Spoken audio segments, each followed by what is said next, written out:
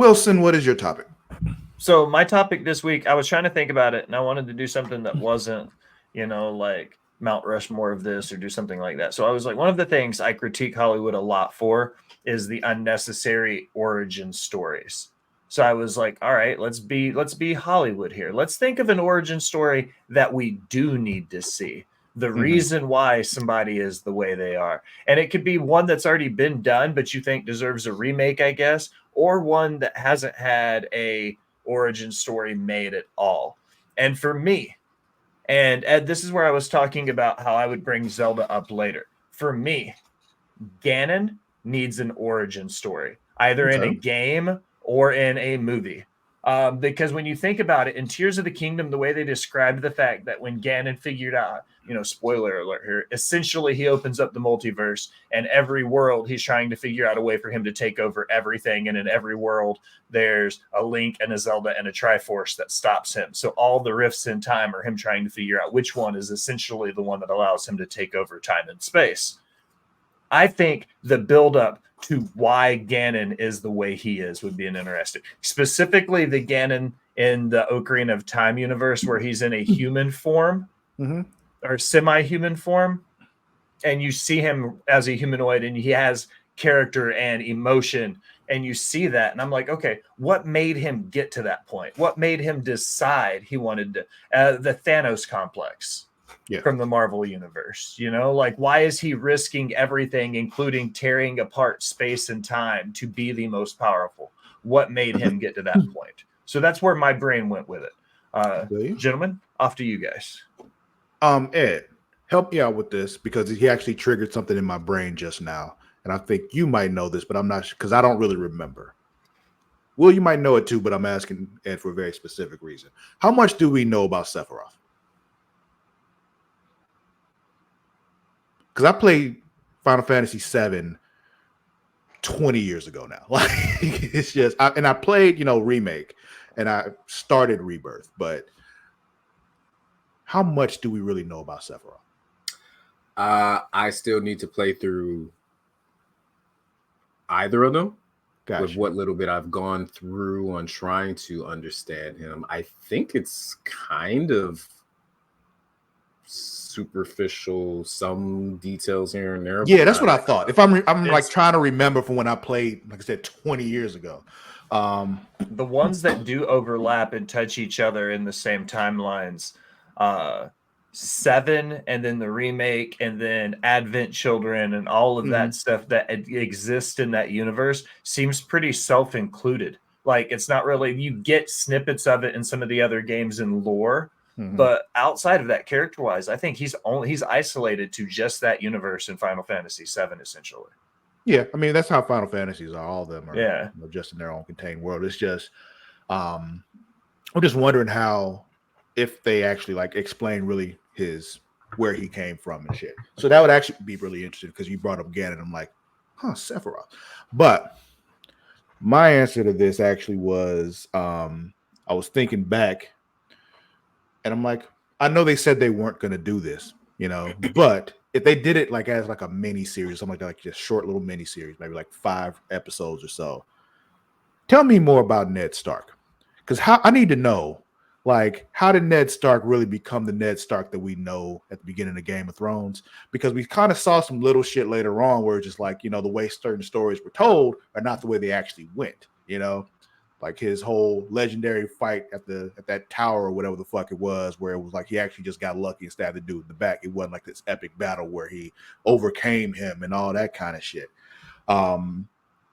So like the real story behind how he actually became the Ned Stark we know, this honorable man and all that kind of stuff, that basically got his own head chopped off because he just couldn't leave well enough alone. Because quite honestly, who sat the Iron Throne and all that kind of shit really didn't matter to him. Like, it's just like it didn't really affect your life. John Aaron died in the pursuit of all this, yeah. But when was the last time you actually talked to that nigga?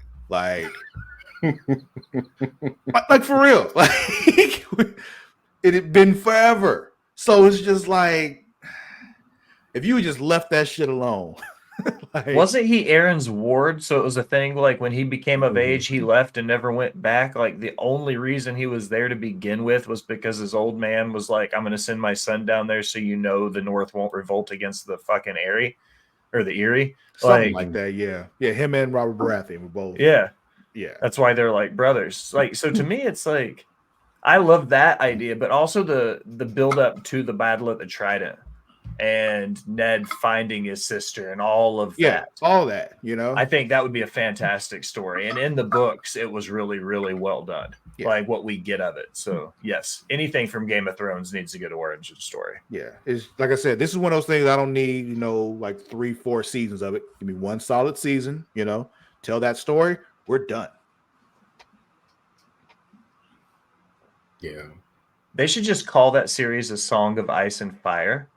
And just let it be one season stories from the different times throughout it. So they'll do the Battle of the Trident. They'll do Ned Stark's coming of age and taking over Winterfell. They'll do, fucking whatever happened the day the Mad King was killed or whatever. Like they could pick so many stories from that universe and just call it A Song of Ice and Fire and just give us one season, like one-offs of all these individual stories. And HBO, I'll just take 1 point off of the profit share for that. You can have it. Don't need much. 1 point for that. That would be enough. My kids wouldn't have to worry about anything with 1 point of Game of Thrones money. Rufus. I would first to piggyback off of both of your points or comments. I also am trying to, if I don't want to do it myself because I feel like my height disadvantage doesn't put me there, but I actually do have some ideas on how to make a Ganon and Sephiroth mashup as well. Maybe one day we'll find somebody taller to do it. I know. Yeah. I get it. it. My honorable mention answer. I actually have somebody in mind who probably would be down to do that shit. I haven't talked to him in years, but I'm sure he'd do it. I just have to get the money to buy the supplies to put it together. Yeah. My honorable mention answer would probably get that nigga up to BlurCon if I do that shit too. Yeah. Things are going through my head now. Sorry. Go ahead. Gotcha. No, you're good. Would be Mr. Dragon of the West, Uncle Iroh. Would be somebody I just would always want more from and more about. But my actual full answer, because I don't want to gush too much about Uncle Iroh because we don't have enough time, would be, let me see if I can do the voice correctly.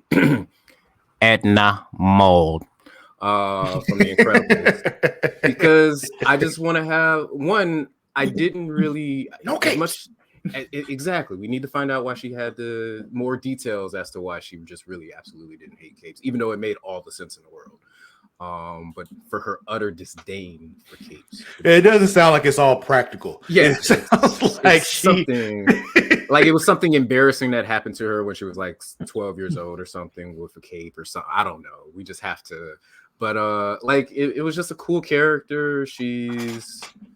And if we're going to dig around more in the Incredibles universe, I don't really want, like with the recent Disney announcements, I'm not really all that big of a fan of just like sequels for the sake of sequels. I want, even though I don't know what Incredibles 3 is going to be, who knows? But if we are going to keep playing around, that's a character in a movie that I really did like, who they kept vague enough that I'd be okay with like finding out what got her to that point in her life. And yeah, plus she's just fun. How she's so great at taking care of babies. It'd be a wonderful thing. Yeah, nice balance. Speaking of Pixar and sequels and shit, did y'all see Quentin Tarantino what he said about Toy Story, which is exactly what I've been saying about Toy Story all this time? I saw a thumbnail. I didn't read exactly what he said. He's like he didn't watch 4 because he said he's never going to watch 4. I actually did see 4. It was actually a pretty good movie. Don't y'all come for me on that one. Toy Story 4 was actually a pretty good movie. However, I didn't think they should have made it because the way 3 ended was absolutely fucking perfect. Agreed. It was just like the perfect 3 movies early stuff, you know, Woody and Buzz come together, you know, they both learn some shit along the way, and it comes down to the end in the third one where they holding hands thinking it's all over, and it's not. It's like these toys get passed on to the next generation and all that kind of like, oh, this is perfect, this is fucking beautiful. Shed a single thug tear. It was wonderful. Then like, oh, we're making another one. Nigga, why? Like, I know why, because money, but like, it's just, why can't you leave the shit alone? Again, I know why, because money, but still, like, yeah, that could lead to a whole different rant I'd have about the Disney's game plan with doing all this stuff that I hate and don't like one bit, even though it does give me jobs potentially in some of these cases. But the reason is they realize that we're the ones with the money now, and they know how to get us. And like they're like, oh, these are all the things they remember when they were kids. Let's give them more of that, so they'll spend money on it. The nostalgia machine is powerful, man. And I fall victim to it all the times with stupid things like the Ninja Turtles. You know what I mean? Like it's just a fandom that I grew up with. So movies, though. Yeah, like which ones? The Michael Bay ones. I just haven't seen them. It's just that's fair. Like I just didn't watch them. Like the newest one though, I went and saw that. That one was fucking great. Yeah, I enjoyed the fuck out of it. Yeah, no, that was amazing. That was beautiful. I'm gonna go watch that again today. Thank you. Yeah, that's fun. Yeah.